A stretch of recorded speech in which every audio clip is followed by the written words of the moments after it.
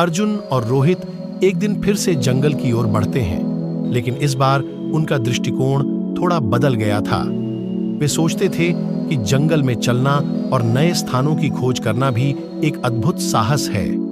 अर्जुन ने रोहित से कहा, दोस्त, हम नए सफर पर निकलेंगे और जंगल की गहराइयों में हमें और भी बड़ी चुनौतियों का सामना करना होगा। रोहित ने मुस्कुराते हुए कहा, ठीक है अर्जुन, हमारे लिए यह सीखना जरूरी है कि जीवन का सफर नए आध्यात्मिक अनुभवों से भरा होता है। उनका नया सफर शुरू होता है और वे देखते हैं कि जंगल कितना अद्वितीय है। नए पौधों और जानवरों की खोज में उनकी दोस्ती और भी मजबूत होती जाती है।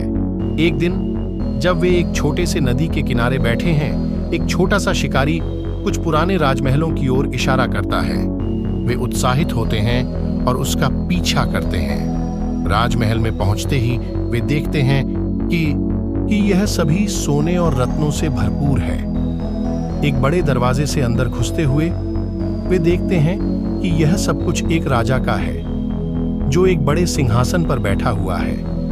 राजा ने देखते ही अर्जुन और रोहित को बुलाया और कहा, तुम यहां कैसे आए हो और तुम्हें क्या चाहिए? अर्जुन ने हंसते हुए कहा, हम तो बस जंगल के सफर पर निकले थे। हम जंगली जीवन के बारे में जानने के लिए बहुत इच्छुक थे। तभी एक शिकारी का पीछा करते हुए हम यहाँ पहुंच गए।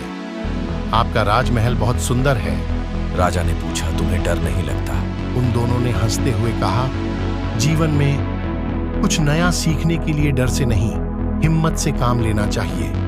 राजा ने कहा, तुम्हारी उत्साहित बातों ने मेरा दिल छू लिया है। तुम मेरे साथ रह अतिथि हो।